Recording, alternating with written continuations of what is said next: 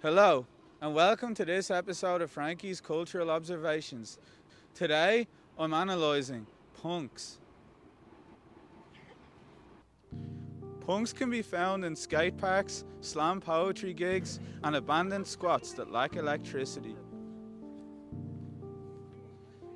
Punks identify as hardcore Marxists. They haven't read the Communist Manifesto, but they have stolen cheap bottles of red wine from chain store supermarkets and will only support their favourite punk band as long as they're not successful. Once they get famous, they'll instantly become sellouts because more than 3 people know their music. Punks will never overthrow the power structures that give them a comfortable life because they have no upper body strength.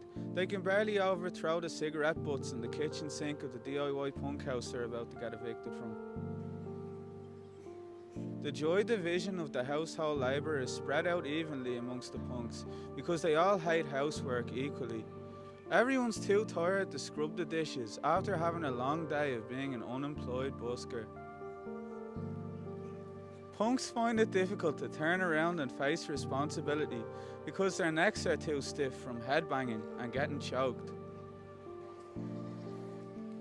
Punks will eventually transcend the derelict building that they're squatting in and move back in with their parents to stay up all night stealing their father's whiskey that he was saving for a special occasion. Caught up in a haze of golden Virginia tobacco smoke that chips the wallpaper of their attic, and thinking homelessness is a state of mind just because they listen to Johnny Hobo albums on YouTube.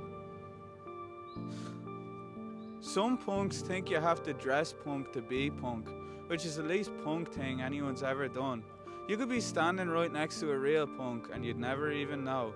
Their spirit is punk and their clothing is whatever jacket that was closest to the door of the charity shop they stole it from. What? Dressing in punk clothes to look punk doesn't make you a punk. It just makes you a peacock with purple hair and a stuffy Sex Pistols t-shirt that you're trying to fit into. Punks hate authority and they want to abolish the police, even though 98% of them wear military boots and are unaware of the fact that Doc Martin was a Nazi.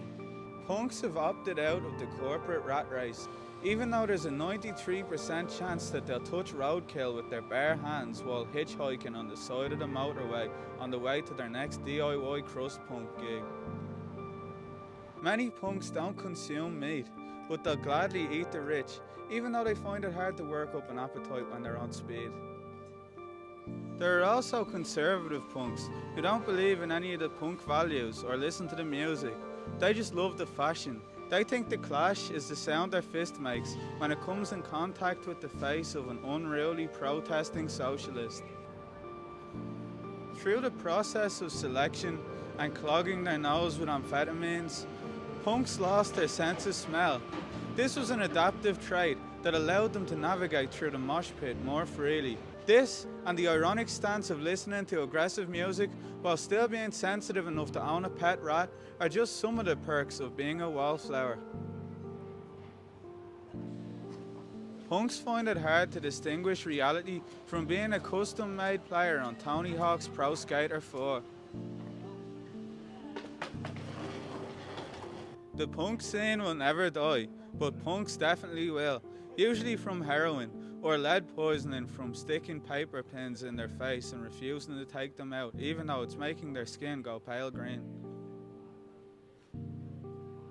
Although the punk scene is non-conforming in nature and encourages colouring outside the lines, if you end up snorting those lines, there's a steep incline if you fall off the side of the straight edge. Punks have to swing in the balance, a tightrope between the DIY lifestyle and living by the seat of your crust pants.